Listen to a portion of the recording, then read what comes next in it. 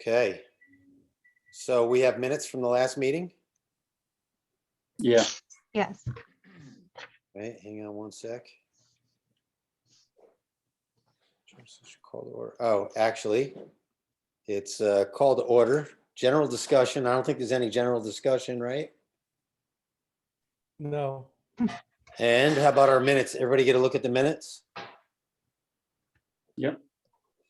What do you say, Mike? You want to do a? Those were some nice minutes. All right, who wants to accept the minutes?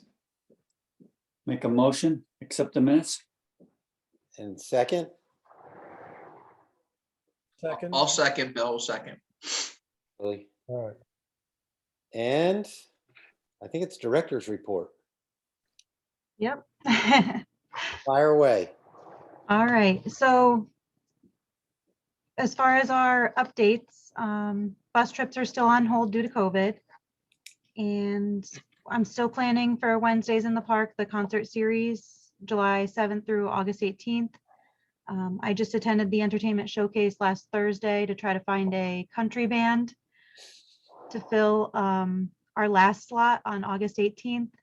And I might need to book a country rock band instead because there's not very many options out there for country. So I'm still working out their costs and availability and seeing who would be the best fit for that. Okay.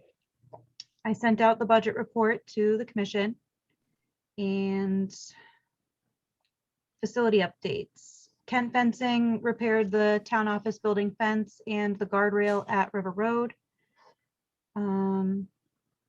So those are all taken care of. Do we need to stain that piece? It would be nice if we did. I Do we know, have, do we have any anywhere in the shed up there? Up near you? I'm not sure. I'll have to take a look. Was mean, if you- that if you- something that we did last time, or did the Boy Scouts do a project like that, or did it come well, stained? we paid somebody to do it one time, and then I think the Boy Scouts did it once. So I don't remember which order. I mean, if you got Okay. the stuff, if you can find a can of it, I can slap it on there. Okay. All right. Thanks, Mike. Perfect. Thank you. And we reviewed the field maintenance bids on April 14th. And then during the Board of Selectmen meeting on the 19th, the selectmen voted for the new contractor for field maintenance. They chose Roy's Landscaping LLC. I sent that bid out to you guys so that you could take a look at it as well. So that's a 2-year contract. And I think the first select woman just sent out the acceptance letter. So To somebody other than Greg? yes. Yeah, Oh, is he, where is he out of? Stafford, I think. Stafford, yeah. Oh, I work with, I think I work with his wife. He better do us good. What was the name of it? Last name is Roy's Roy. Do you have his Landscaping. first name? Roy? That's Give his his last first name. I name? think it's David Roy. Yeah, all right, all right. He's not gonna, well, I can't say the S word. Yeah, he's gonna take care of us. I'll make sure. Yeah, I think in the offer, because this year we added in the fertilizer for all of the fields. So covering that cost and getting an idea of what that would be from Greg and from Roy's was interesting. Roy's was offering one price for as many times as we needed, spreading lime, spreading fertilizer, whatever it is. So as long as we purchase the material, he'll spread it at that cost. So That's good. That other Yeah. guy was not dependable. I think currently we were only having fertilizer spread once a year. So hopefully with this added maintenance, we can try to get the grass growing a little bit better. Roy's was already saying that they would like to do a soil sample and try to see, they think the pH level is low on River Road's fields. So getting the pH up with some lime might help bring the grass back more. I already love him. Yeah. So Does was some good feedback. UConn still do soil samples for free? that I don't know. I have I no can idea. try to find Yeah. out. Probably not. Because they have a big agricultural department. I bet you if you ask them, instead of paying for it, they may I know do it one- for free. They do water, soil. Yeah. I know one time I brought a bug there to get looked at and they wanted $20 Tick. to tell me what it was. Oh, really? Okay. All right, and that leaves us on River Road. So Joe, I think you had some updates on the lighting project. We started it today. How exciting is that? Very. I saw the trucks there. Yeah, and I noticed that the town guys were there and they're putting topsoil in where they trenched in the winter. So they're cleaning it up too and probably getting ready to seed it. Mhm. So I'm hoping by Wednesday night there's lights on. I think for now, I'm just gonna run the 3 groups of lights on a time clock until we can find a 15-minute timer for the basketball court. So we might just let it rip till 9 o'clock at night for now, just to see how it looks. And I think I'm just gonna leave the playscape on with the parking lot lights, because it's Joe, kind of central. Can you do a motion sensor with a 5-minute timer? So if somebody shows up and starts shooting hoops, we can see them there or something? Nah, let's not get too crazy. We're just gonna do a regular timer and the lights will have the ability to come on during that time. I don't know when we're gonna time it out. And we're gonna have a 15 or half an hour mushroom over at the board where the power panel is, and they can push that and get 15 or 20 or 30 minutes of light on the basketball court. So that they don't just burn all night. No, I'm with you on that, but what if the lights go out while they're playing with the 30-minute thing runs out? There's plenty of light in the parking area. We used to do the same thing when we were kids in Manchester. It was West Main Street, I think, in Oakland. The lights would go out 25 cents every 15 minutes. There's enough ambient light to keep them safe. Tough end of town. Yeah, I know. There's a lot. That's why you're so danger tough, huh? Yeah, that must be it. I think by leaving on the playscape with the parking lot lights, that's kind of central, and it'll leave. There's going to be a ton of light down there. It's going to be a How lot. many, how many lights on the playground? There's 1 light on the playground, 8 heads on the hoop court, 4 heads on the volleyball court. So just one extra light will be on with the parking lot lights. Yeah, and it's like less than an amp. It's 2/3 of an amp. It's nothing. So all night, that one extra light will be on. It'll only go as long as the parking lot lights, which I Do think those is go off? 11. They go off? The parking lot lights, I think they do. Yeah. They're on an astronomical time clock, so they know when sunset is. And I Okay, think we turn them off by time at 11 o'clock or 12. I got to look. I don't remember. well, that's fine. Okay. So hopefully Wednesday night, that's working. Very nice. Good. Good. Town office building, we provided a porta-john portalet for our field usage for CABL. Tony's been down on the field 2 weeks ago now, and he did all of his work to help prepare it for his league. So the field's looking good. I've been in contact with Dina from the Field Dedication Committee on their ceremony that they're planning for the Kevin Laguerre Memorial Field. They're planning it actually for August 28th at 4 o'clock, which is the new Wellington Day. So I was talking to her about that and about how it might be difficult for people to attend both, especially myself if she needs anything. So I guess their planning has already been underway and I wasn't aware.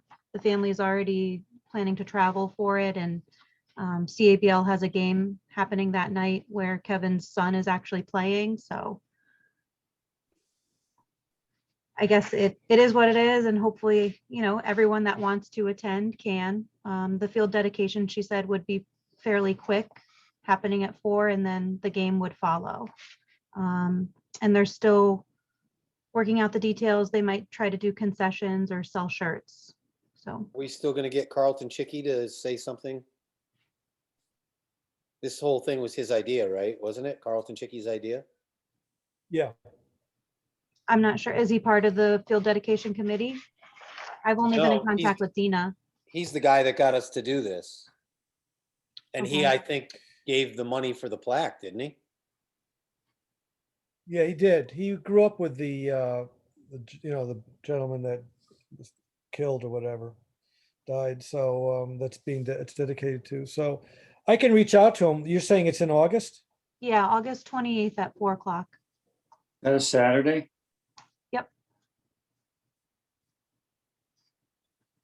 Well, I'm going to put August 28 at 4 o'clock. I'll just put it in my calendar right now. I can reach out to Mr. Carlton Chicky and ask him. And Okay, He's a great. former selectman in town.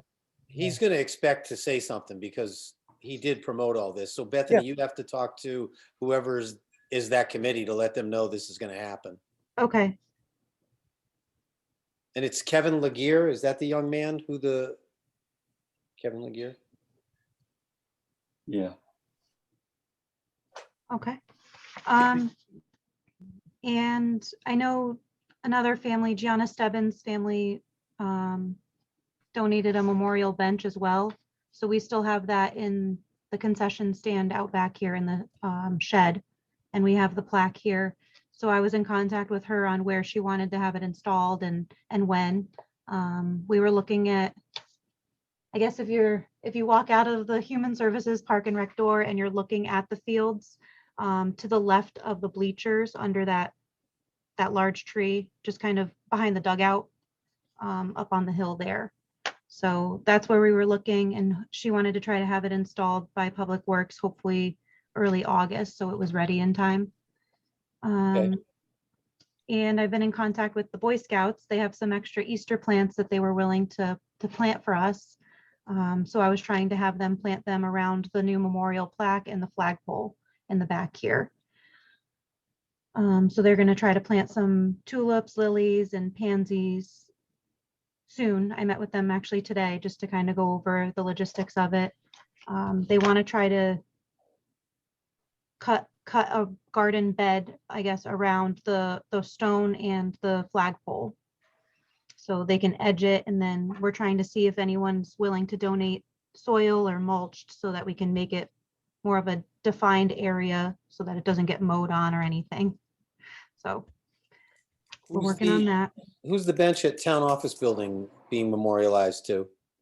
It's for Kevin Laguerre, but it's a Oh, family, okay. I guess, that he coached them quite a bit growing up. So I guess her son is very excited for it and wants to visit it before he goes back to school. So Cool. as far as programs, I started doing some interviews for the past 2 weeks for returning and new staff for camp. I'm still interviewing and hiring for a camp director. So if you guys know anyone, definitely send them my way. And I'm planning to open up camp registration hopefully on May 3rd. That's a Monday. I need to try to revise our parent handbook and add a mask policy and COVID guidelines and cleaning procedures and all of that. And changing the location of it. So that changes a lot of the safety precautions and things as well. I'm planning that our max participants for that would be about 20. So that leaves it at one cohort. We don't have to worry about cohorts intermingling. 20 kids would be able to fit under the pavilion if needed and could still distance at the tables. And I'm still trying to weigh the options of if we should cancel for rain. Under the pavilion, if they were in the center, they would stay dry, but anytime I've run camp in the past, the pavilion's been a lot larger and it overhangs the tables a lot more. So gathering underneath the pavilion, they always stay dry and we just play board games and things. With River Road, it's difficult because the picnic tables hang out a little bit. So keeping everyone safe, wearing masks, dry, and entertained in rain might be difficult. Have they changed the outside rule to 3 feet now? Or is it still 6 feet? I think it's still 6. Eastern Highland was saying to maintain 6 feet. When does camp start? June July 12th. I bet. So things could change by then. Yeah, they will. I think they're gonna pull the mask for outside as well, because the kids at school, where my son goes to school, they go outside and they're playing Foursquare with no masks on. Do you wear masks outside? Mask break, yeah, no masks outside. That's good. Yeah, so I mean, hopefully the guidance changes and hopefully, I think as long as they're able to keep a distance from one another, they shouldn't need a mask, but and then obviously we would be canceling for severe weather, but I'm still weighing the options for the rain. Didn't we talk about borrowing a tent from one of the schools and maybe putting it off the end of the building, adding to your space? So they actually that- have one set up at center school, and Right. I'm nervous setting that up because it's metal poles, and if it were a storm and kids were waiting to get picked up, I would be nervous having anyone near that, especially if there Okay. was lightning. And I wouldn't have any control over someone vandalizing it, taking it, Mm. cutting it, you know. I wouldn't want to have us replacing a tent for Board of Ed. Yeah. You're right. Okay. I agree with that. Even with renting the hand washing station, the company that provides the portalets was saying that we want to make sure that we lock that up because people steal those. So, and I'm playing around with the minimum participation needed. I think 20 is our maximum, but I think we might need about 15 to 18 as a minimum to run each week. And obviously, this all depends on that relief funding that Erica has been talking about. If that is able to help us with camp and Halls Pond, then we potentially might not need to have a minimum number of kids to run camp. So, Have you heard any input from Erica about that? she thinks we'll be able to use it for camp. It really, it needs to go towards COVID expenses. And we don't have a lot of guidance on the ways that it can be used. So we want to make sure that we're covering our costs, at least for now, until we know more. Okay. But hopefully once I open registration, we can kind of gauge, how many people are interested in this completely new summer camp program. So, and that leads me into Halls Pond. So we're still obviously waiting to hear about the relief funding for that as well. I started interviewing lifeguards. I need maybe 1 or 2 more. And I was just speaking with Erica about the storage container because in the past we've rented one. I think Maureen used to rent a pod, and I was looking at pricing for that. If we rented a pod this year, it would be about $900 for the 3-month rental. And if we bought the storage unit like we had originally planned, the best price I got was for a 20-foot storage unit, and it was $3,600 total. So right now we obviously can't afford that, but if that relief funding helps us, then purchasing, I think, would help us in the long run. And then we could keep all the equipment down there, and it adds storage for public works for our dock and the buoy lines and the lifeguard chair, because they usually take all of those. So hopefully we can just purchase it so that we can keep all of our supplies and everything down there.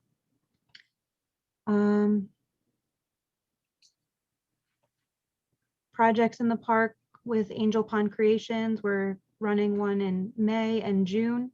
The April one for April 29th, we didn't have any signups, but somebody registered for what her project should be. So we had to cancel that one, unfortunately, but we are getting signups for the May and June date. So I think it might have just been people didn't want to do the project that was in April. So hopefully May and June are successful. The virtual cooking class for kids, we only had one registration for the April 19th date, and we did have to cancel that one due to low enrollment. Virtual programs don't seem very popular in Wellington, but I can keep trying if the need is there. And we were supposed to have a Wellington Day committee meeting on Friday, but it was canceled. My personal calendar has changed, so I will be able to attend this year. So I need to start planning for what maybe the department can do that day. I know you guys threw some ideas out during our last meeting, so hopefully I can look into pricing and see what we can offer. Okay. You said they moved that to August 28th. Yeah, August 28th at 11.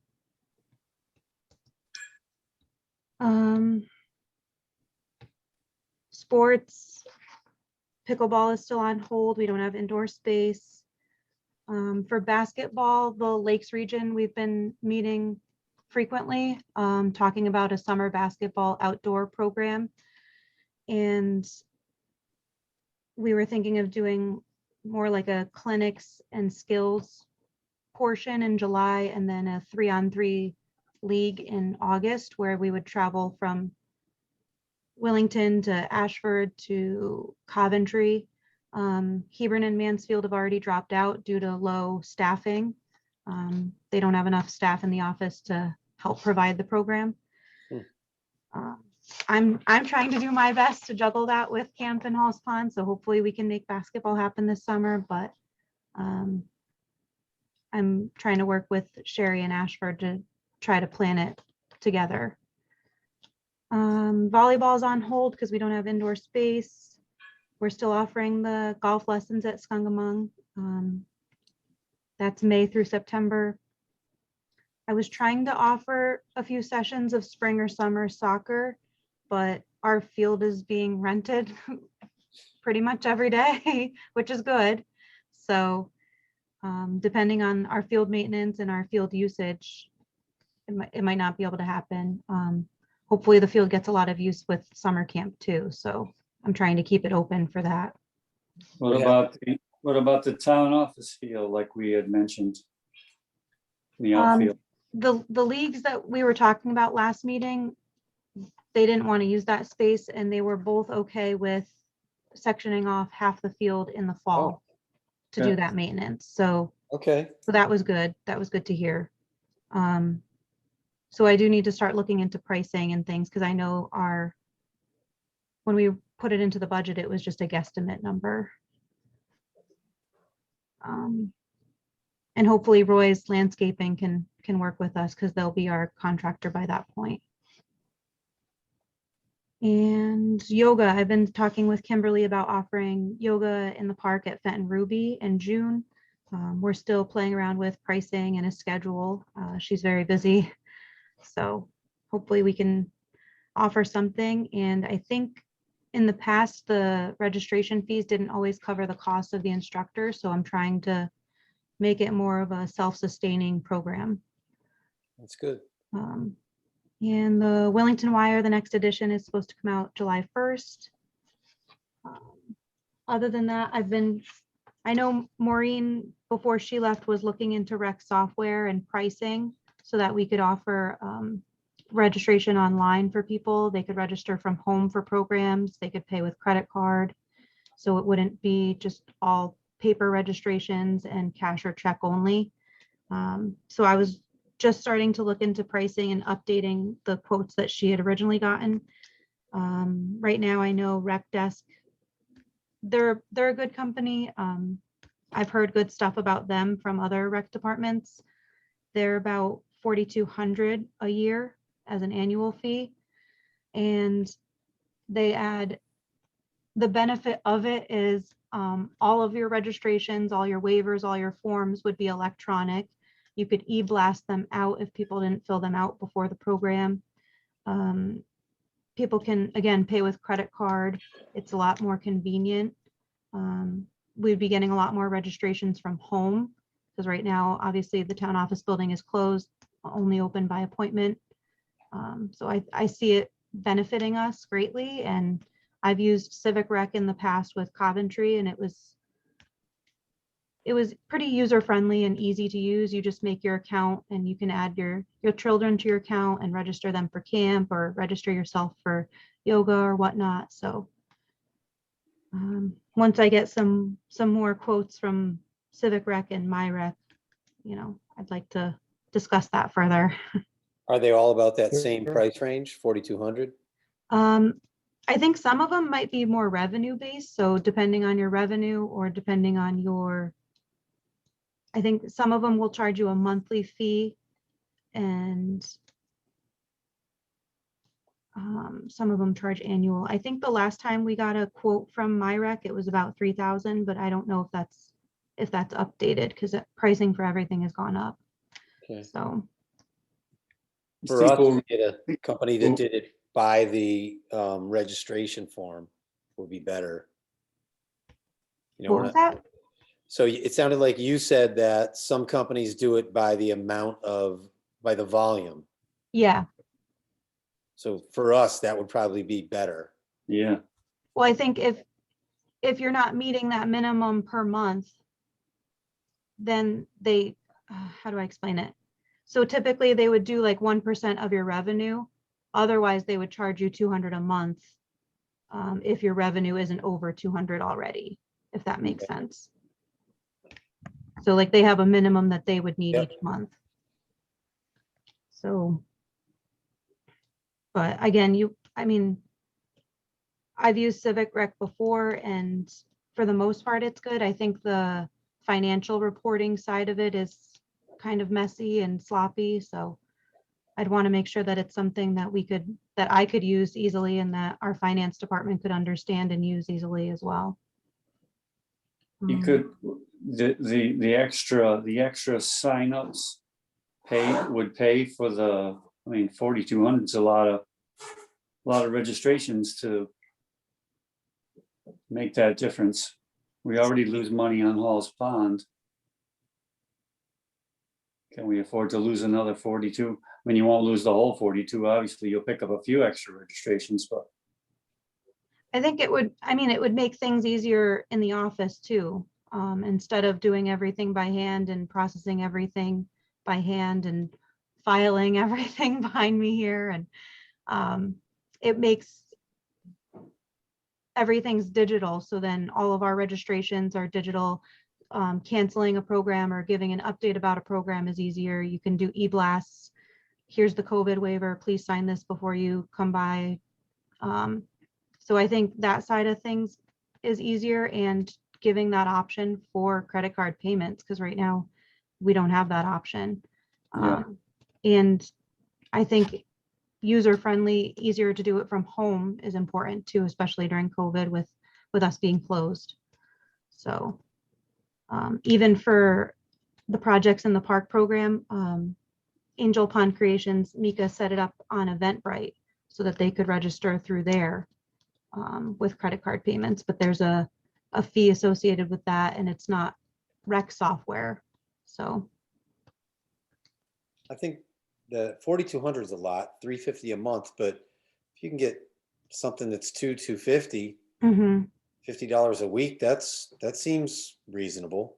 right. And I mean, eventually maybe it's something we could build into our budget, or maybe it's something that this relief funding could help us with for the next 4 years.